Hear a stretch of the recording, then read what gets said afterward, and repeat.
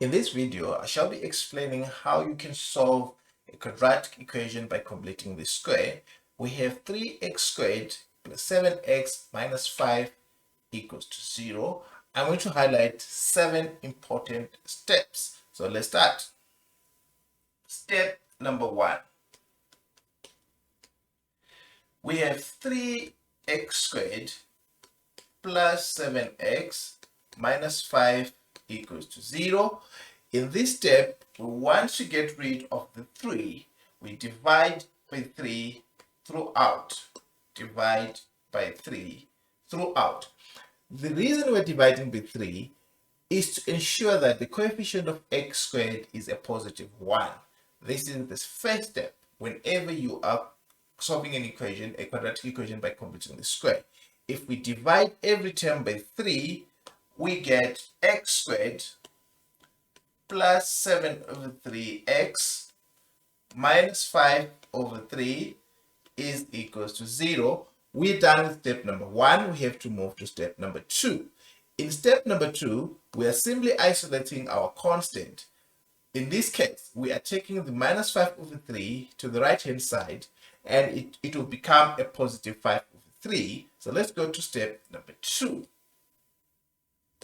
Step 2, we will have x squared plus 7 over 3x being equals to 5 over 3. Now it's a positive 5 over 3 because it has shifted from the left hand side to the right hand side.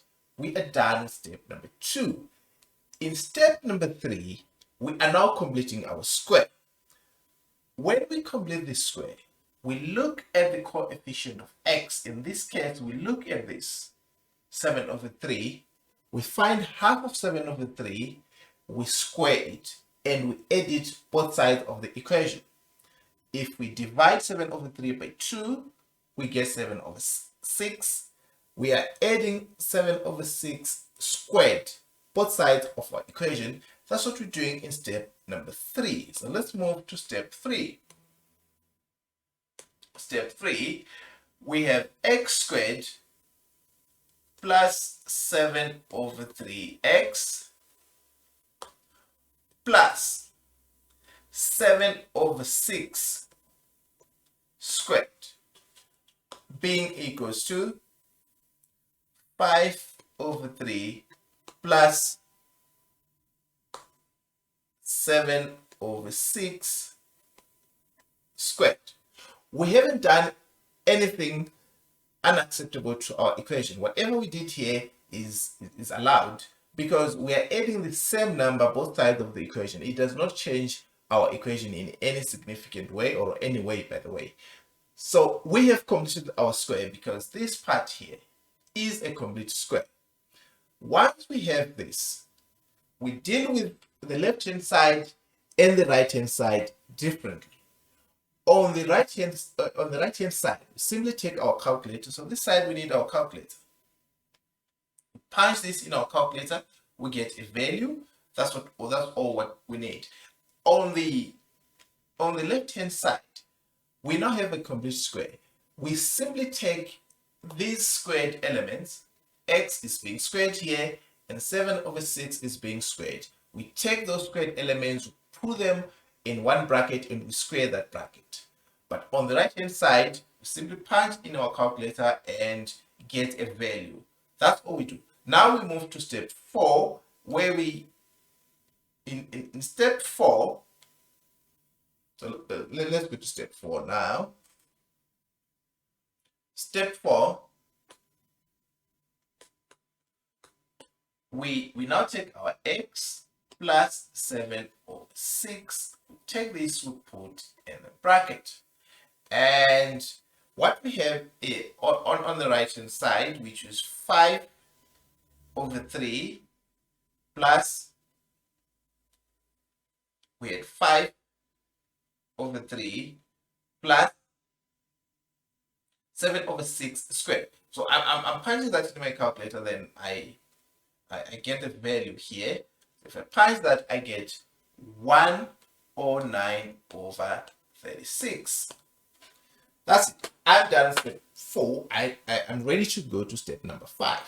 In step number 5, I am now getting rid of this square. To remove the square, I take the square root both sides of my equation. If I do that, which is step number 5, on the left hand side, I now have x plus 7 over 6 being equals to, on the right hand side, I have the root of 109 over 36. Please remember always that this is either positive or negative. Every time you take a square root, don't forget the plus or minus because it is important. This is step number 5. We can now move to step number 6. In step number 6, we are isolating our x. So this x here should remain on the left hand side, and this 7 over 6 should go to the right hand side. Please note, when it moves to the right hand side, the sign changes from being positive to negative. If you're ready, let's go to step number 6. Step 6, which is isolating our x. On the left hand side, we're left with x, and we now have minus 7 over 6 plus or minus the square root of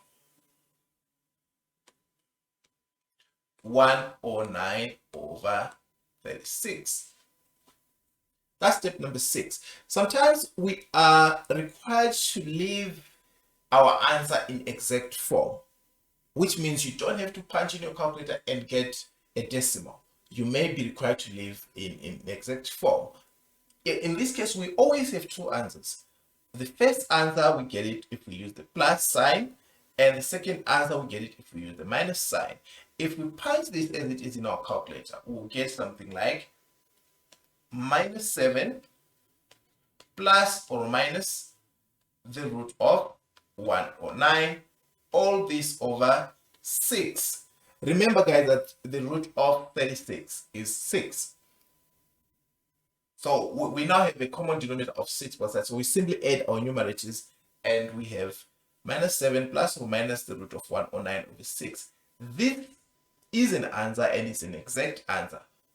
We can leave our answer like this. Sometimes we're required to leave it like this, but in most cases, we want the answer to 2 decimal places or 3 decimal places, whatever the question is specifying. So now let's move to our last step, which is step number 7, where we're going to express our 2 answers in as decimals.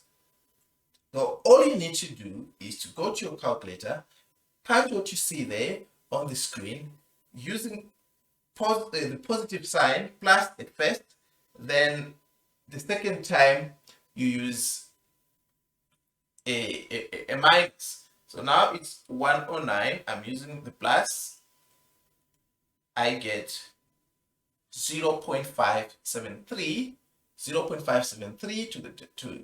to 3 decimal places. So let me go to step number 7.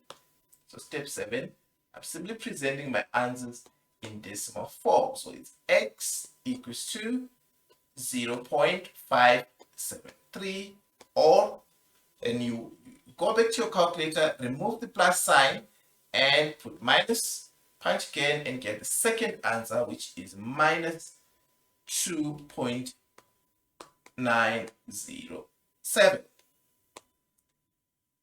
I've expressed my 2 answers to 3 decimal places. This is the final answer. You have solved this quadratic equation